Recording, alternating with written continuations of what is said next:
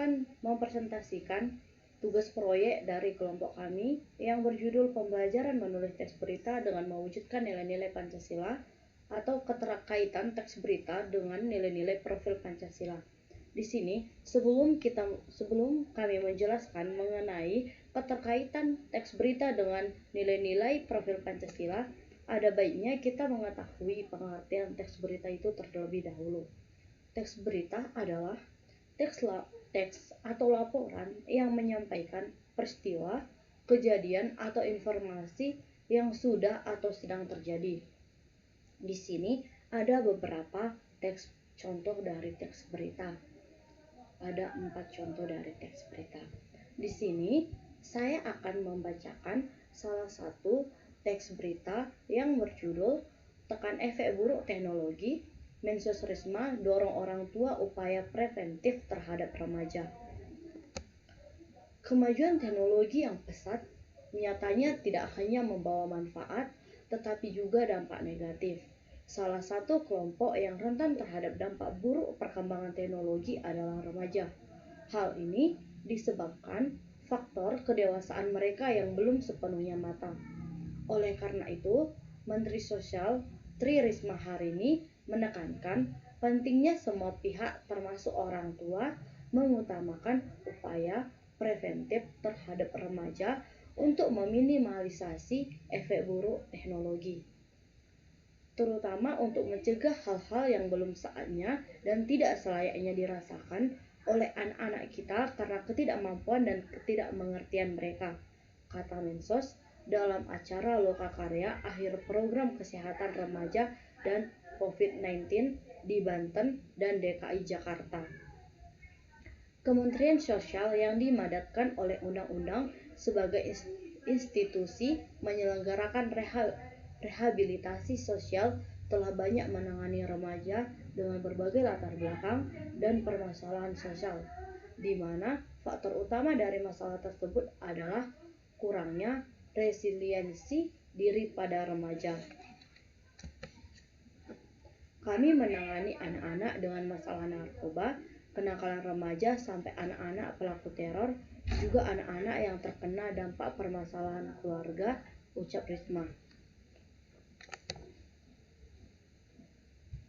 Risma mencontohkan maraknya kekerasan seksual pada anak yang dilakukan oleh orang terdekat seperti keluarga atau orang dewasa. Menurutnya, hal ini disebabkan mispersepsi dan doktrin menyimpang yang ditanamkan oleh oknum tidak bertanggung jawab kepada anak. Banyak di antaranya berujung pada kehamilan yang tidak diinginkan yang akhirnya memunculkan isu kesehatan.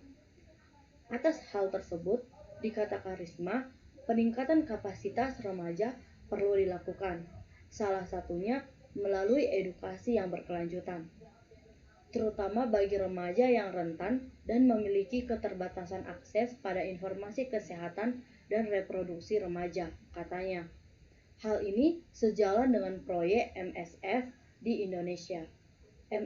MSF atau Dokter Lintas Batas adalah organisasi nirlaba yang memberikan perawatan di lebih dari 70 negara yang memiliki keterbatasan akses medis.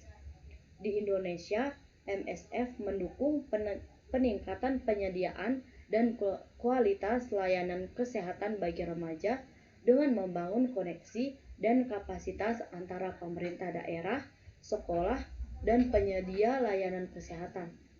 Layanan yang disediakan melalui proyek ini meliputi perawatan sebelum dan sesudah melahirkan untuk remaja hamil, pendidikan kesehatan, dan dukungan psikososial.